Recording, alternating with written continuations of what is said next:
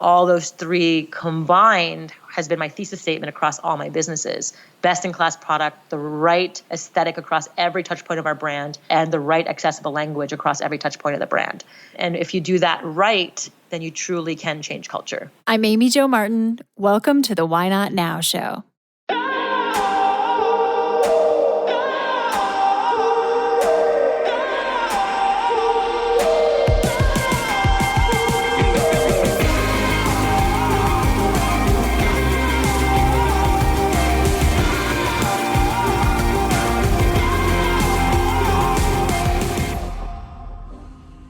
You know that thing you've been thinking about doing?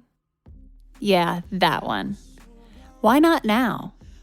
Have you ever actually taken the time to ask yourself, what's stopping me? Let's talk it through. This is your chance to give that idea the attention it deserves and take action. Each episode, I have a chat with a fascinating person, from entrepreneurs to athletes, celebrities, my parents, rocket scientists, and all walks of life. We talk through a critical time when they've asked themselves, why not now? We dissect that day or even that moment, step by step.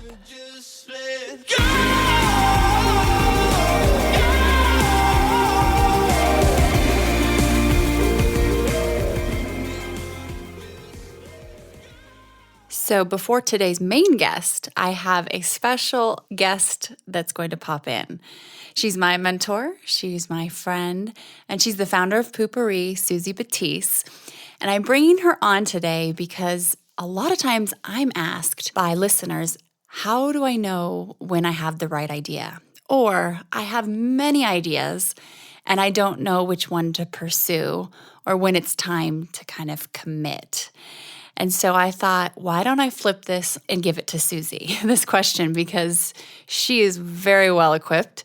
I have seen her come up with ideas and literally watched her implement them. I've also seen her come up with ideas on a daily basis and then decide they're not right. So she just has a really good system for navigating this. And if you're not familiar with Susie Batiste, she has been on the show before, so please check out her episode. This woman is one of my favorite humans. She has been through it all. She has done some really amazing things. But more than anything, she has probably done more work on herself that has been able to see its way through into business in large dividends. So here's Susie and I talking about ideas and knowing when to stop dating an idea and when to actually commit. I had someone ask me the other day, how do you know if you have a lot of different, let's say, business ideas? Yeah. Or maybe someone has a lot of different side hustles. How do you know when to just stop dating and fully commit? And just knowing how many amazing ideas you have, brands you're launching, new companies, I kind of know theoretically, I think, what you're going to say, but like as technical as you can, how do you decide, okay, it's time to hold What up? would you think I would say theoretical? I'm If it's curious because resonant. I don't know what I'm going to say. If it turns you on, you keep going as long as it's turning you on? Yeah. So Okay. what Look at the mentor flipping the question back on me. I'm like, as I'm asking it, I'm like, oh no, this isn't a good question. I really didn't even know if I had the answer. I was like, oh, I don't know what I'm going to answer. I love to chase ideas. I'm an idea chaser.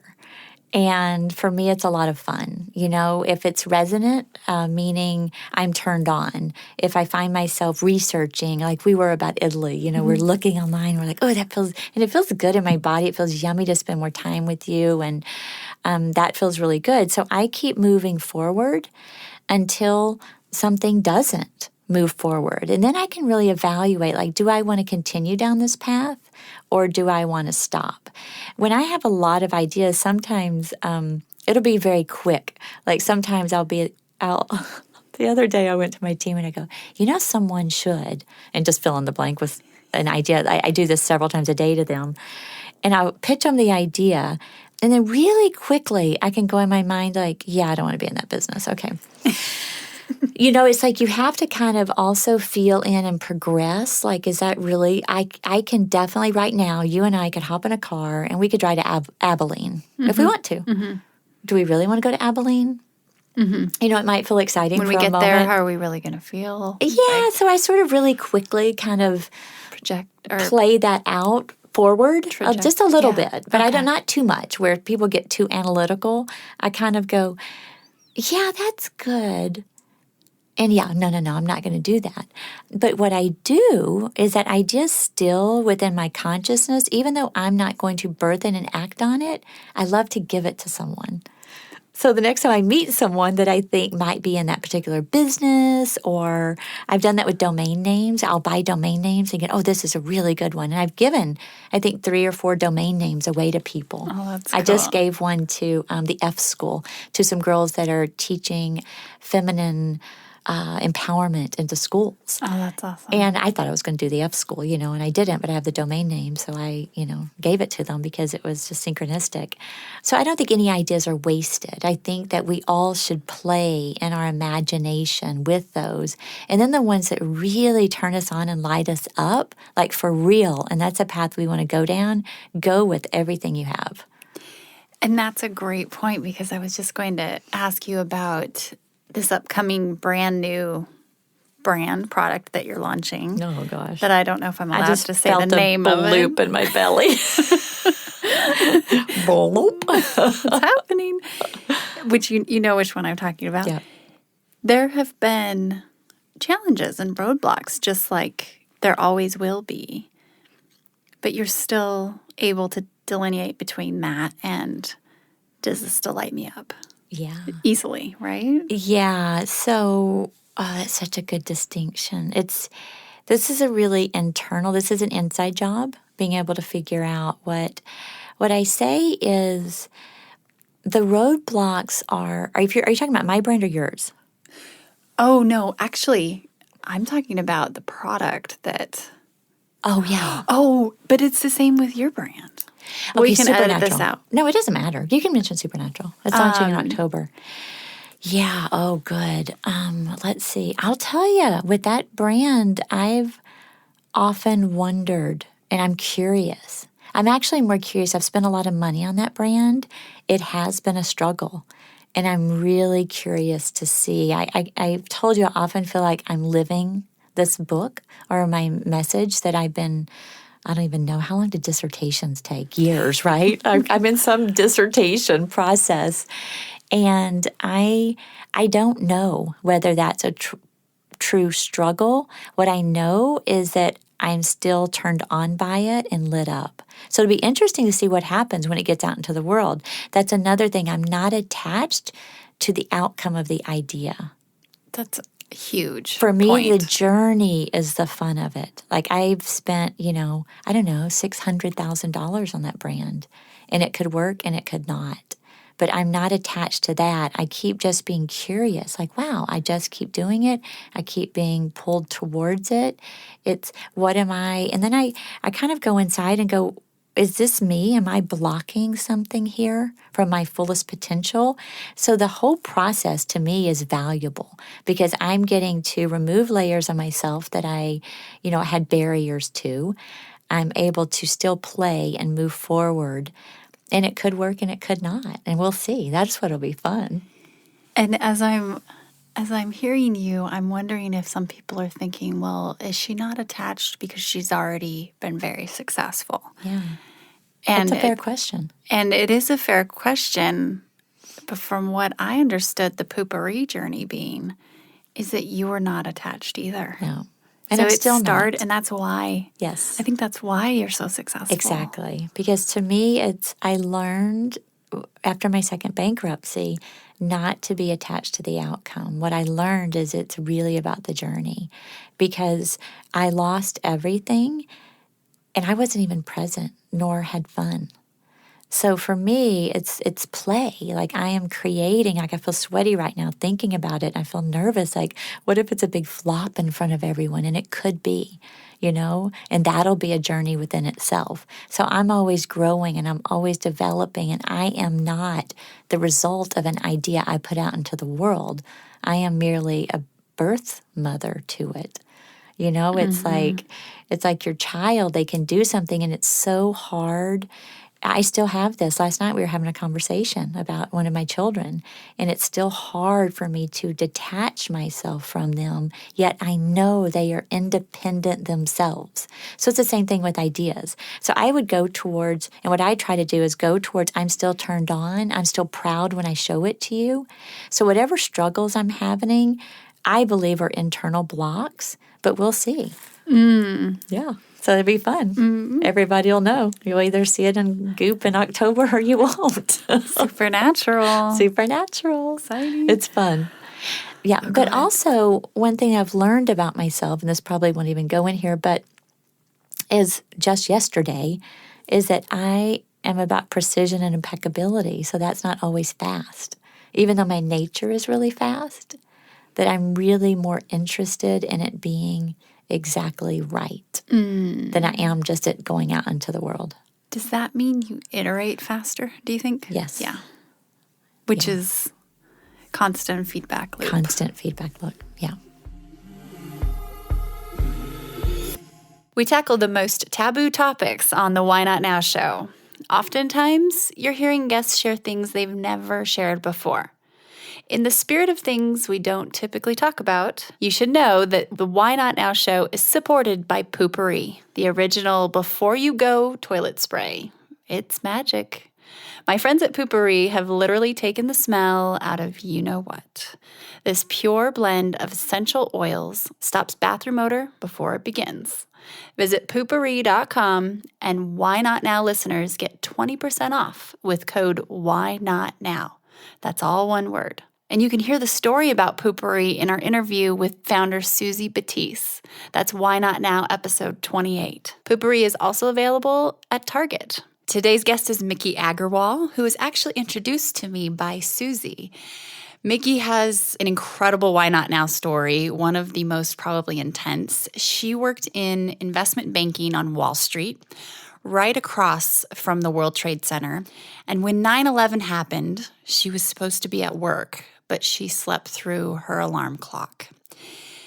After all of this took place, she decided to pursue her dreams and finally confronted that reality that she was living a life of kind of supposed to instead of meant to.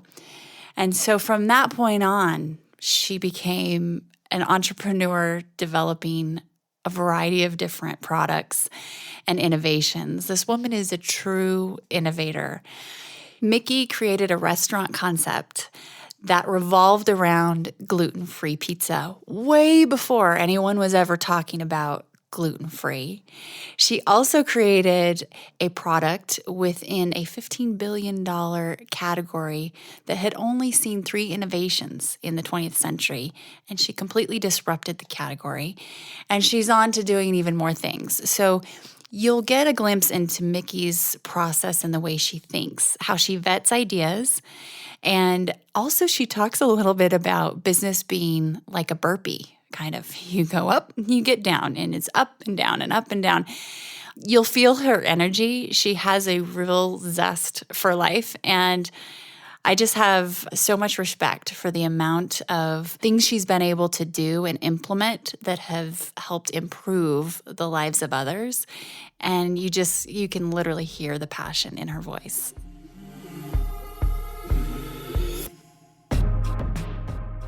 Miki, welcome to the show. It's great to have you.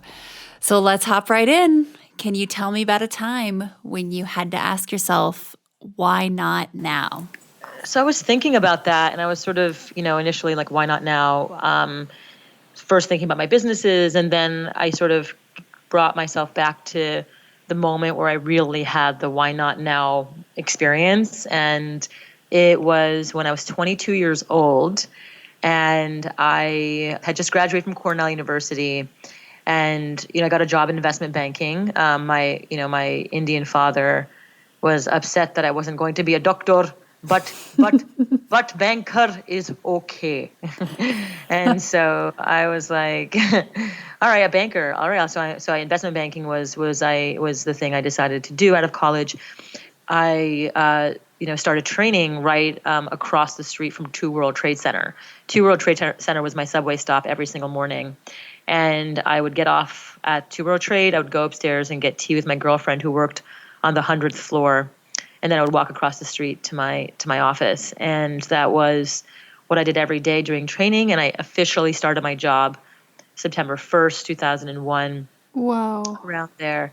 And 9/11 happened. And, the day before I was right at Two World Trade Center. And I remember I got my mom's, Mikimoto Japanese pearls that were passed down from a great grandmother.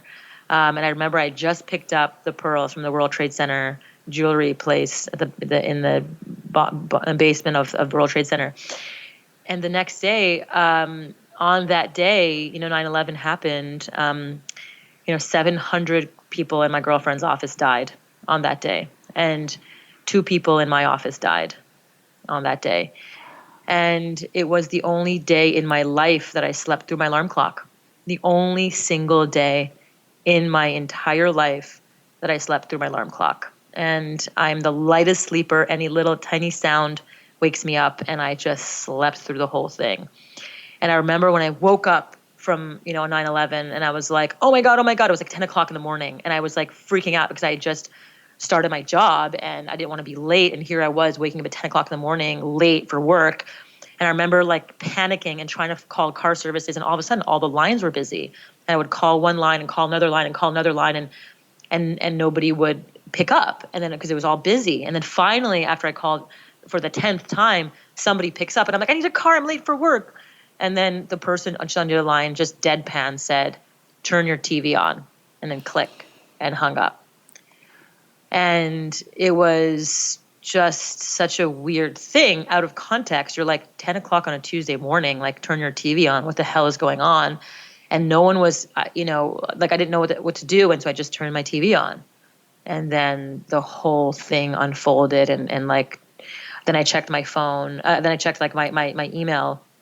And I had like 100 missed like emails from friends being like, are you okay? Are you okay? Are you okay? Oh my God, oh my God, oh my God, oh my God. And it was just insane. And my girlfriend, Laura, she went downstairs to get coffee right before the first plane hit. And her boss, her secretary, her best friends, every single person in her office died. And she missed it. And she stayed alive. And I thought she was dead for 3 weeks because nobody could get in touch with. Even in 2001, the phones were still like, those Motorola phones you flipped open, and it was like those weird, the green screens, and it wasn't like the way it is now. And so all the phones were busy. And it was such a moment where I remember when we finally talked to each other 3 weeks later, and we both just sobbed for hours and hours. And it was just insane, that story. And I think that moment was my why not now moment, which was like, oh my God, the mystery of life is that you never know when it's going to end.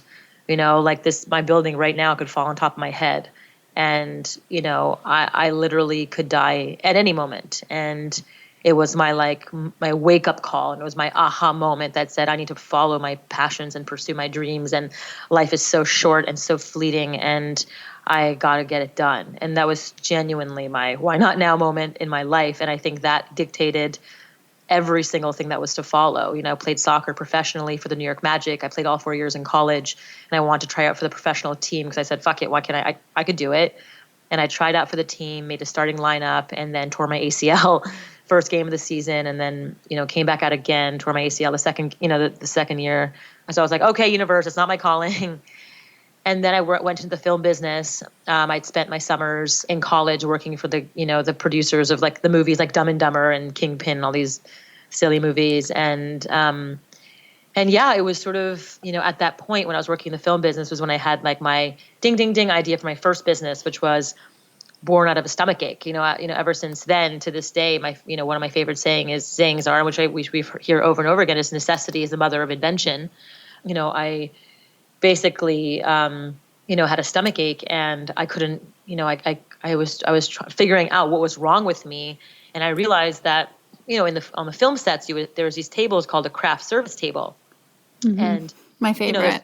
And you'd have all this free food on these tables. And oftentimes, it was just gross, like pigs in the blanket. And it was like, really like all these candy and like all this crappy processed food. And I would just come, and of course it was free. And I still had student loan debt, and I was like, oh my God, free food. I would just eat that all day.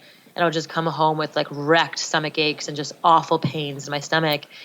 And then I finally one day came home and I was like doubling over. I was in so much pain, and I just said, enough is enough. And I just Googled it. And I was like, oh my God, I realized that there was like this massive processed food industry that was causing over 1 billion obese people. There are over 1 billion obese people in addition to 1 billion hungry people. And, there are more and more people with allergies and issues and ailments because of all the processes, the hormones, the antibiotics, the pesticides, the preservatives, all those things in food was causing people to have lots of issues. But and not to, I want to just pause for a moment because I don't want to brush past the 9/11 trauma and experience. So if you were to kind of go back there and think through the time period of as things were happening, and I can't even imagine the shock, and the realization, what is the delta and the timeline between you're dealing with shock, but you're also at some point you realized this is it. I've got one go round here, and you never know what's going to happen next. And you really harnessed and started to live your life exactly the way you wanted. Was it a long period of time? Was it pretty immediate?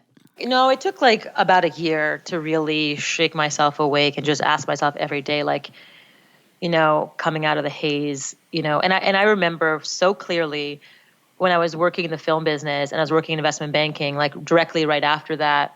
And I remember that there were people walking into the elevator on the investment banking side, and all these sullen, sad, depressed faces of people going to their jobs in their monkey suits, like making money. And on the other side was like, the people working in the film business. We were shooting a film in an investment banking office. And so it was such a juxtaposition of like happy versus sad. And I remember I was like that sad kind of person going to my office every day, just like going to get a paycheck and getting a like that safe job. And I remember when I finally quit and went to work in the film business, and we were literally shooting a movie inside of an investment banking office, and I was on the other side, and everyone was laughing and having fun, and people were making like maybe like a tenth of what people were making on the other side of the elevator. But I was like, this is the side I want to be on. I want to live life. I want to laugh. I want to have fun, and I want to be creative, and I want to, and eventually like the money will come. And I believe that. But really from the moment, 9/11 happened to the moment I left, it was probably about a year. I think that's important for people to understand too, is like so many conversations I have with people, their why not now moments have come out of major moments of adversity. And in your case, probably one of the most intense for sure. And the fact that your alarm clock didn't go off that morning is just another dynamic in what you believe with the universe. It was divine. It was divine. Right. It was so divine. And it was just like, oh, I'm really, this life cannot be wasted. And I remember, this is another story that I rarely tell, is that, right after 9/11 happened, parts of Deutsche Bank was still salvaged because there was like shrapnel of like the World Trade Centers that fell onto the building and basically destroyed most of the building. But there was a side of my building, because my building is directly across to World Trade Center. And I remember like right after 9/11, when the building was somewhat secured, each investment banking group at Deutsche Bank was sending in one person per group to retrieve critical documents for the group. And I remember, so my story, it's kind of crazy, is that I'd written a screenplay a year and a half before that about my semester abroad. I studied abroad in London, and I was working for a lord in the House of the Lords. And this is in my screenplay, not even kidding. My boyfriend at the time in college, he was a Marine, and he was working in the counterterrorism unit at the Pentagon. And in my screenplay, I was written in 2000, before 9/11, not even kidding, Osama bin Laden was blackmailing the lord I was working for in London to get the blueprints of an EU building in Belgium to bomb. And I had to call my boyfriend at the Pentagon. And then, it was like the two interns saving the day. Like that was really the story. And I'd written this screenplay, and my personal computer had crashed, and I had one hard copy left. Thank God I'd printed out my screenplay at my parents' house in Connecticut, at my parents' house. And I remember like literally the week before 9/11, I had my mom like send me my screenplay, the only hard copy I had left, to my office at Deutsche Bank. So it was sitting on my desk at Deutsche Bank, on my office desk, and then 9/11 happens and it's sitting on my desk. And it's like Bin Laden was in my screenplay. Anyway, it was just so meta. It Oh was my crazy. gosh. Anyway, and so 9/11 happens. After 9/11 happens, the each investment banking group was saying, like, we're sending one person in to retrieve critical documents. And in my head, I was like, oh, I can go retrieve critical documents, and I also can go find my screenplay and also experience, like, the entire experience of what it must have been like since I wasn't there. And so I volunteered to go and be the person to go into the building to retrieve the critical documents. And what I came to realize is that not a single other person had volunteered except for me. And so I was the only volunteer because I think everyone was terrified. It's like, literally like at my desk, there was like a bunch of pro football, like college football players, all these jack guys, and none of them volunteered. Oh, wow. And I was like, wow, okay. And so I was the only one so they basically had to go through like mass fitting class, asbestos training. I had to go through like a full, like, if this happens, then this is how you, like, get out. And, and I said that, like, I'm a soccer player. I'm tiny. I have 20/20 vision. Like, I can do this. Listen to Anyway. you. This is like another screenplay that could be written. But okay, No, so it was like the movie adaptation where it's like the story of the story, the Yes. screenplay of the screenplay.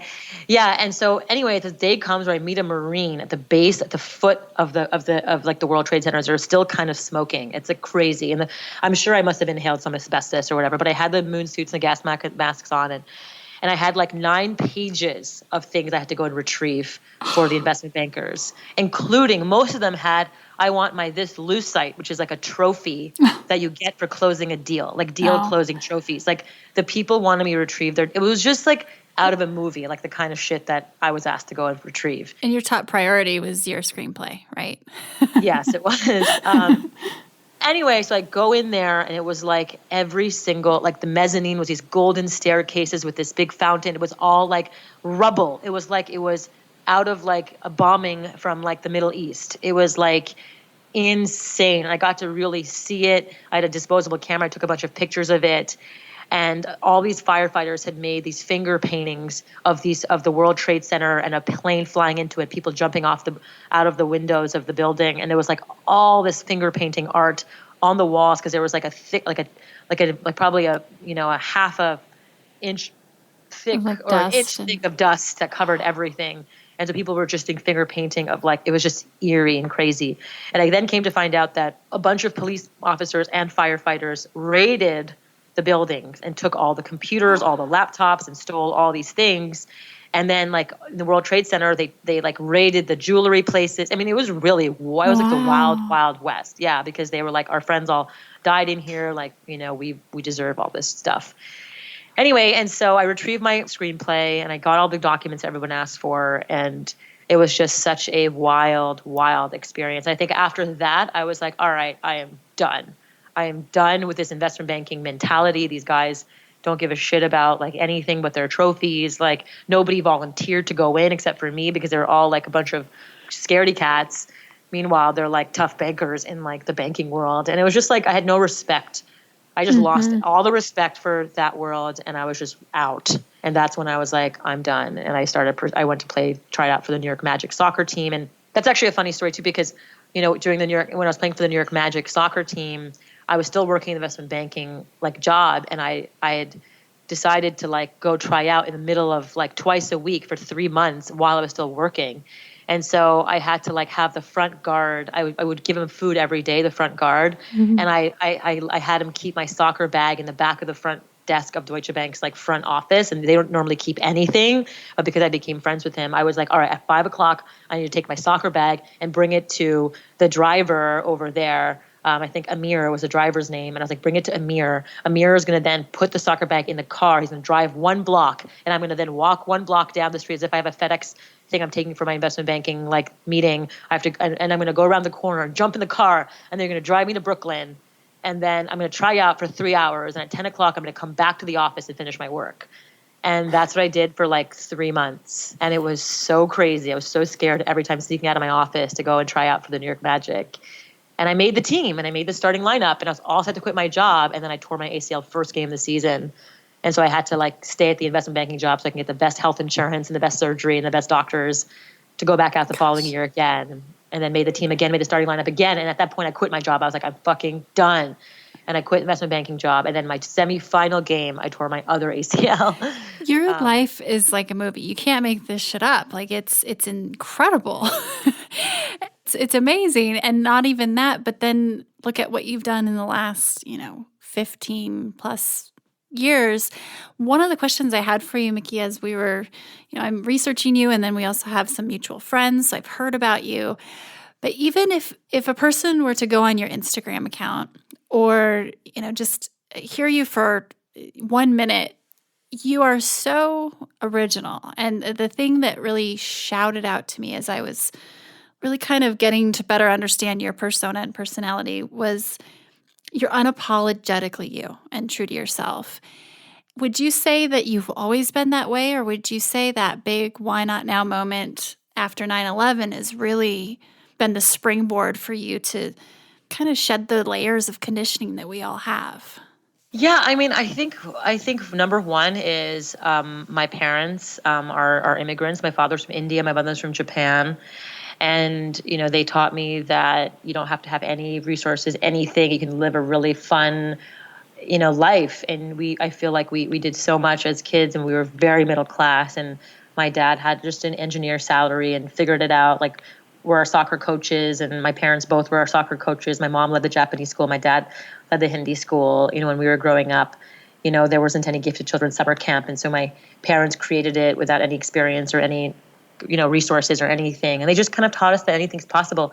And then having I'm an identical twin sister, and having an identical twin sister, I think, you kind of like forget the time. Like, you don't have the time where you're like going to the lunchroom with your tray by yourself and looking to make a friend. Like, I always had a friend, and having your best friend, when you're like, I have an idea. And the person's like, really? Tell me about it. And you're like, okay, well, so this is my idea. I think you should do this. And then here's what I'm going to create.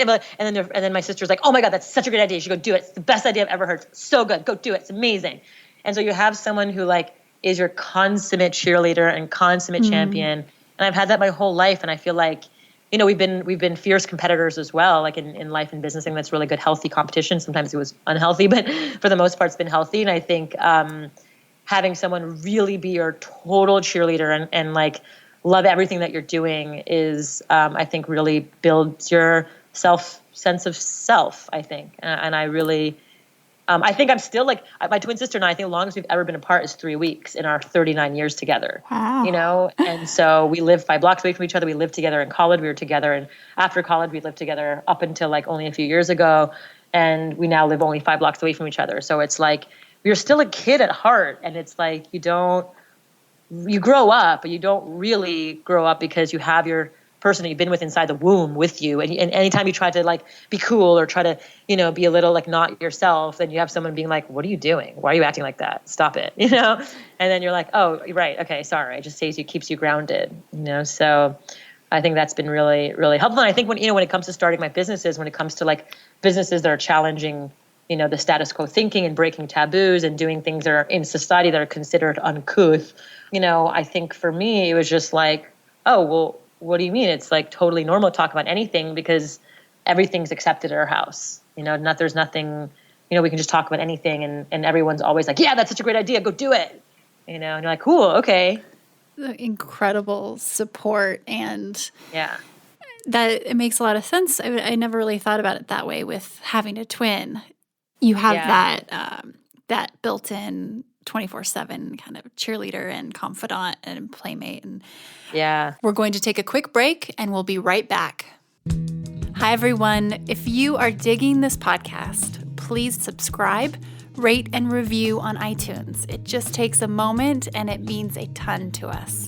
Also, after recording more than 100 episodes, I've created a bit of a cheat sheet on the top 5 things I've learned from renegades and how they get from idea to action, from dreaming to doing.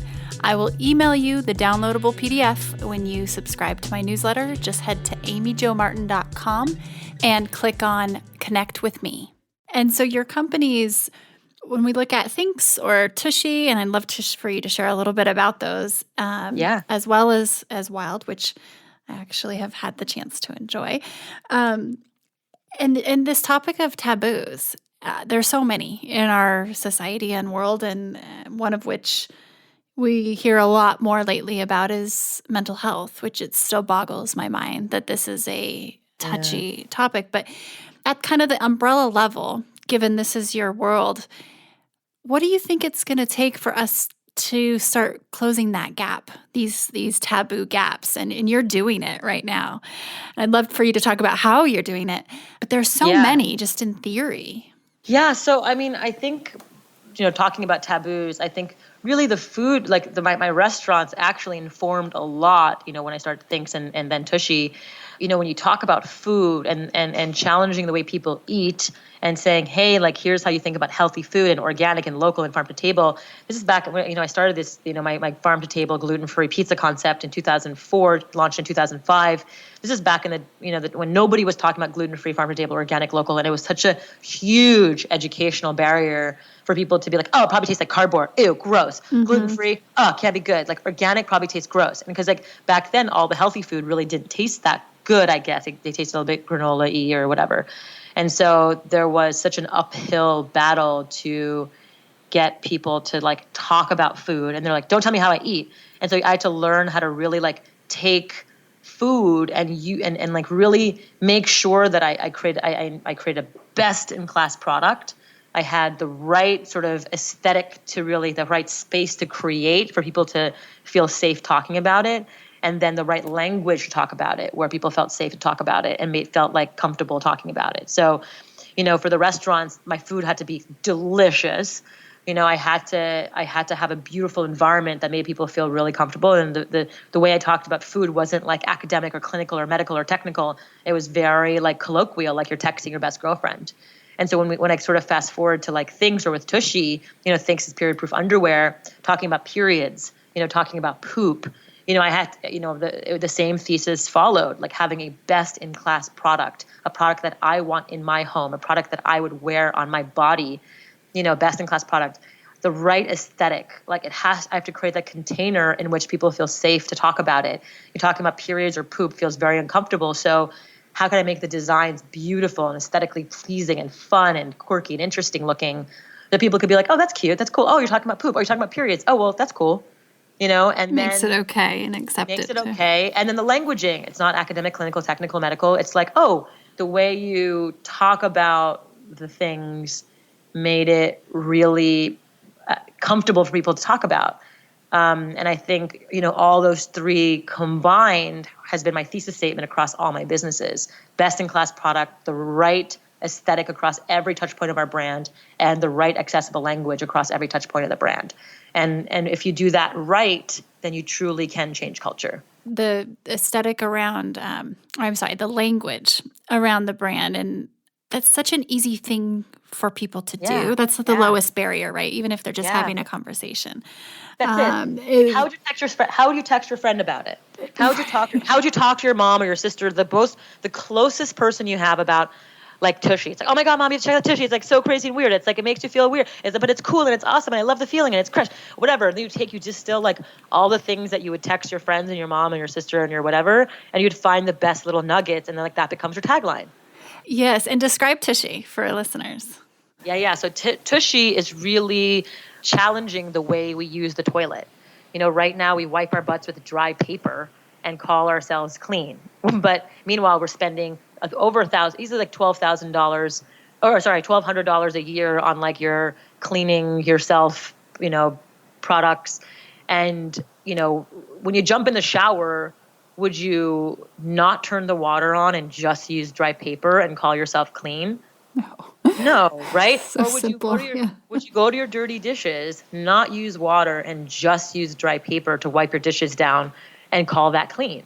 No. So why is it for the dirtiest part of our body we're using dry paper? It's because we've been indoctrinated by these Procter & Gamble type companies in 1890, back when nobody had any money except for these big companies, to indoctrinate us into believing that this is what you should do. Like, these big companies were like, what do humans do every day? What can we create that makes people dependent on this thing that they spend over and over again, a consumable product that we can then, have humans rely on, and we'll just do that. And so we've just been beaten over the head that toilet paper, this soft paper, actually cleans you. But you would be called crazy to do that. If you jump in the shower, wash your dishes with dry paper and no water, people would be like, do you need to go to the loony bin? I think you do, because that's crazy.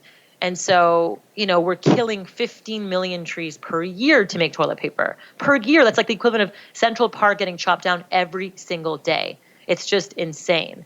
Just to make something that doesn't properly clean us. There are 30 million cases of UTIs, hemorrhoids, yeast infections, all these issues that are caused and alleviated by using toilet paper, that are exacerbated by using toilet paper. It's like actually insane that, we haven't really explored that. And I think this is where, I just wrote my book, Disrupt Her, which comes out in January, because I'm like, we kind of like walk around in our lives and just don't question a lot. Oh, this is the way things are. You go and you eat these kinds of foods and you do this and you do that. And, there's so many things that we just do unconsciously that we're like, hey, wait a minute. I'm spending all this money. I'm killing trees to make toilet paper. I am hurting my health and hygiene. And yet we do that because it's just the way it's been done. And Tushy is, just to make sure it's clear for listeners, it's a really economical bidet. Yes. And so Tushy is a simple bidet attachment that clips onto any standard American toilet and turns any toilet into a bidet in literally less than 10 minutes. So it comes with there's no plumbing or electrical required. It's $69. It looks like a sexy iPhone next to your toilet. Again, super affordable, modern bidet. And it pulls the water. So it comes with a little splitter in the hose. And so you just take the toilet seat off, you just drop it on there. And then where you turn your water off behind your toilet?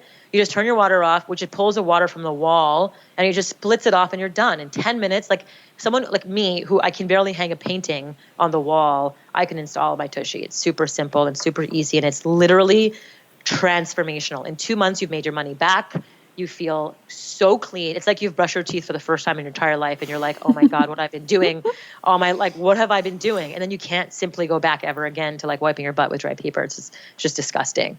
And so, and the rest of the world, is like, Americans are so advanced. They like export Facebook and they export Netflix, and yet they're wiping their butts with dry paper and they all chuckle because it's really silly, And so it's really like the question is, who is the brand to break this taboo and challenge culture and really bring us into the 21st century? And I believe it's Tushy. Because we have the best-in-class product, the right accessible language, and the right aesthetic to make that happen. And the mindset that you're bringing to all of these products. And I'm excited for Disrupt Her to come out, because I'm assuming you help individuals arrive at their own mechanism or way to disrupt. Is that, like, in terms of whether it be business ideas? I've heard you say or read that one of your first core questions to yourself is, what sucks in my world? And I'll fix that.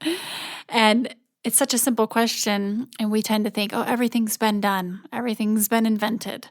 But this is like I'm still untangling my phone cord cables. That needs to be fixed. So you probably have these all day. When you get into that mentality, I imagine it just starts to shine a light on all the things that suck in your world, right? Totally. And it's fun because then you're like, ooh. Someone do this. The three questions are like, what sucks in my world? Does it suck for a lot of people? And then the third question is, can I be passionate about this issue, cause, or community for a really long time? And the reason why I love talking about that construct is because it's true. What starts with you, what sucks in my world? Well, wiping my butt with dry paper is disgusting and sucks for me, because every time I go to the bathroom, I have to jump in the shower, waste gallons of water taking a shower, waste my time, waste my energy. It's ridiculous, and so that sucks in my world.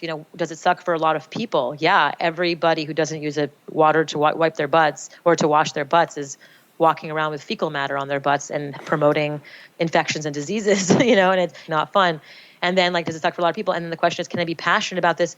Yes, I can be passionate about the global sanitation crisis for a really long time. For every Tushy sold, we are funding clean latrines in the urban poor in India. For the urban poor in India, we've helped so far 12,000 families gain access to clean sanitation in India.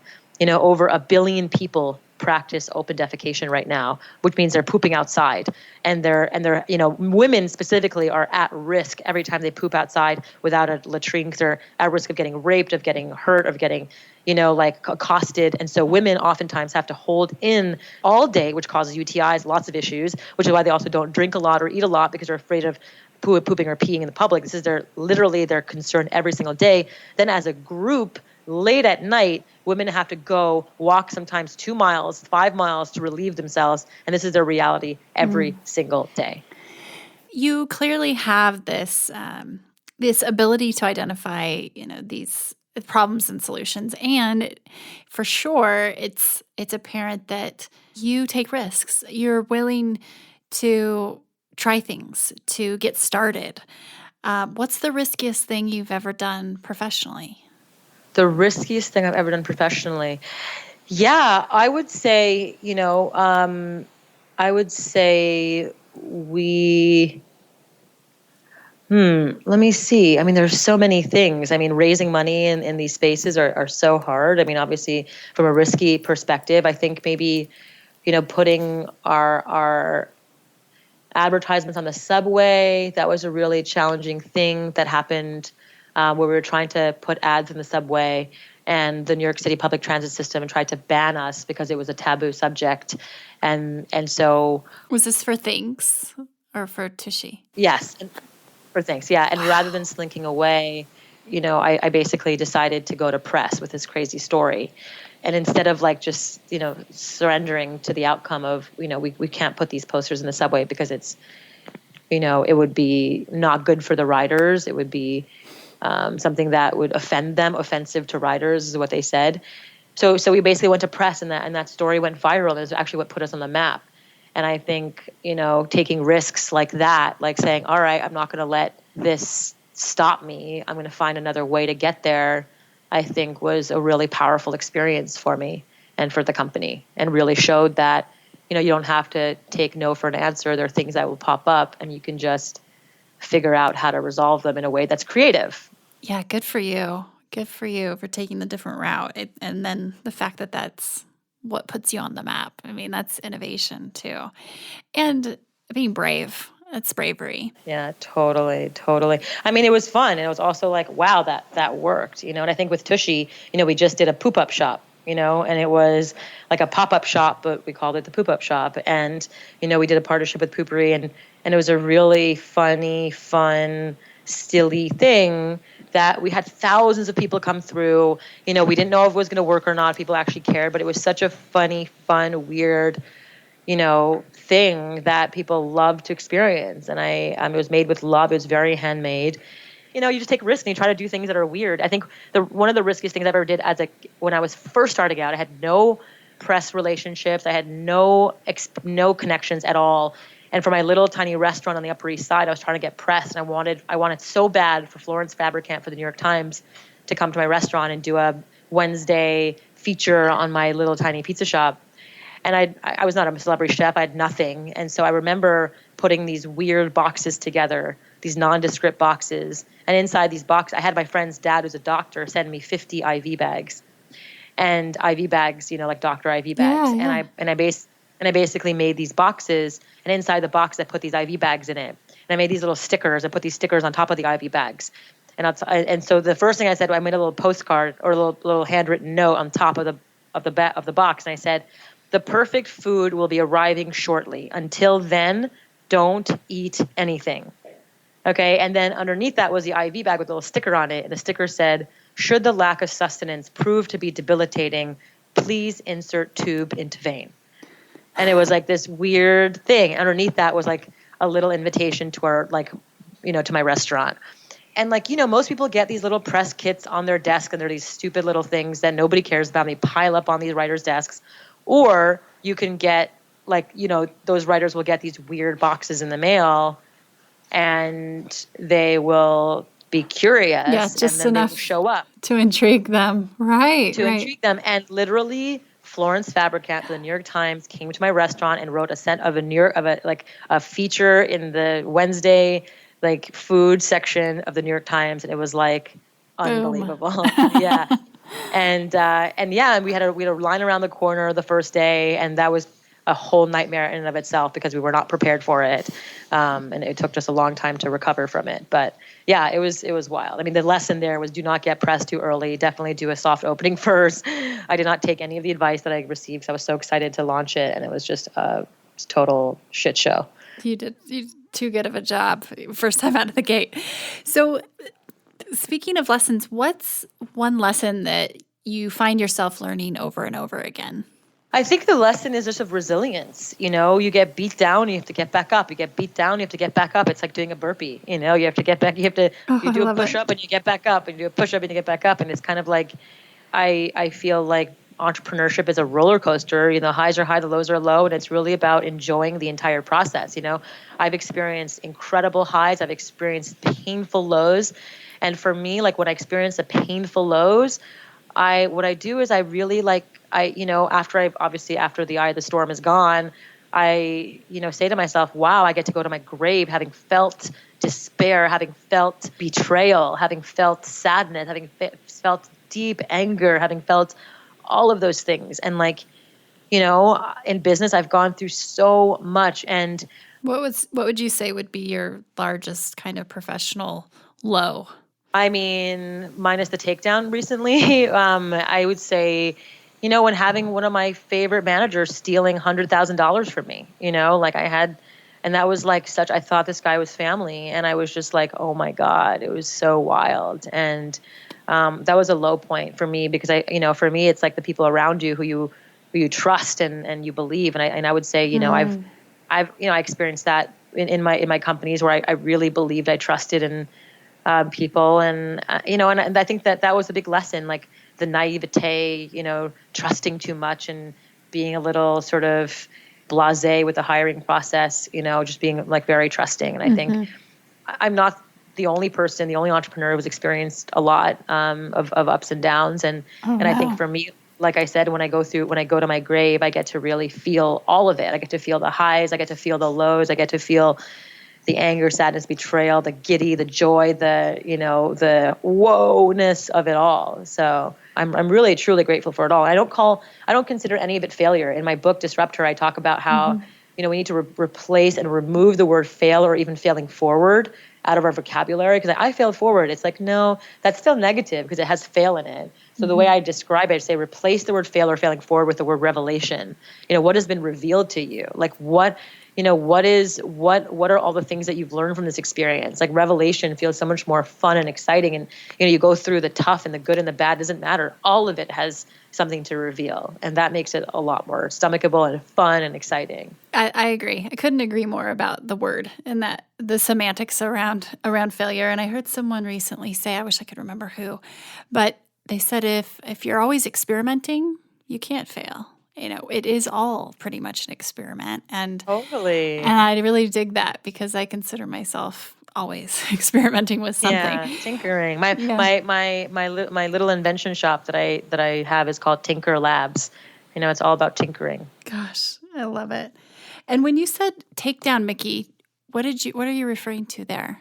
Yeah, I mean, I unfortunately can't talk a lot about it, but I experienced, a public, takedown, and it was really, without any fact checking, and it was really like unbelievable experience, and it really showed me that, society still wants to bring people up, take them down. It's a fun ride for people to watch, and it creates a spectacle, and that's sort of, part of it. It's part of being a disruptor, and I experienced all of it. I'm grateful for all of it. Anytime we innovate, adversity is right there on the heels, and it's part of the game. Joan of Arc was burned alive. Witches were, women who were really powerful were burned for witchcraft. Like this, it just happens, and it's part of it. And it's like either you're like, oh, does it make you stronger, or does it really like defeat you? And for me, it was like, oh wow, it really made me stronger. It made me more like, oh wow, okay, great. Let's keep going. Let's experience more. I want to feel more. I love it. It was really a powerful experience for me. Thank you for sharing and continuing to do what you do, because it's people like you that we look to for inspiration and motivation. It's not just, the fluffy inspiration. It's the true, like you said, it's a burpee. I love that analogy. A few rapid fire questions for you, and we'll wrap it up. Your all-time favorite book? My all-time favorite book, Jitterbug Perfume by Tom Robbins. Interesting. How do you get from crappy to happy quickly? Oh, look at my baby, or go to the gym. Nice. Or hang out with my friends, or hang out with Andrew, my love, who's just so amazing. I love that you have so many options. Everybody should have their go-to list like you do. Yeah. What keeps you up at night? Sometimes when my baby's sick, but outside of that, I just doing, living to my potential, I guess. Making sure I live to my potential. And pirates or ninjas, who is tougher and why? Oh, ninjas, because they can do somersaults and they're so like quick on their feet and they're nimble whereas pirates are a little bit more clunky and like arr. Okay, fair enough.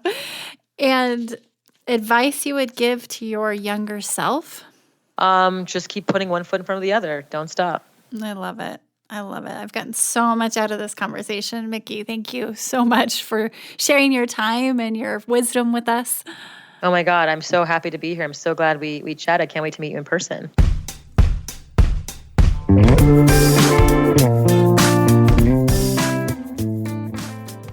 Hey everyone, thanks for listening to the show. Hit me up on social media to let me know what you think. I'm at Amy Jo Martin on Twitter, Facebook, Instagram, and LinkedIn. And I want to hear your Why Not Now moments so I can share them on the show. Just send me a note to whynotnow@amyjomartin.com. For show notes and other offers, you can visit amyjomartin.com/whynotnow. And while you're there, don't forget to sign up for my email newsletter for exclusive content and announcements. A big thanks to Rock Salt Music for all of the tunes by the talented John Coggins. And of course, a hat tip to Richard Brewer for editing and producing the show. I'll see you next time. And until then, why not now?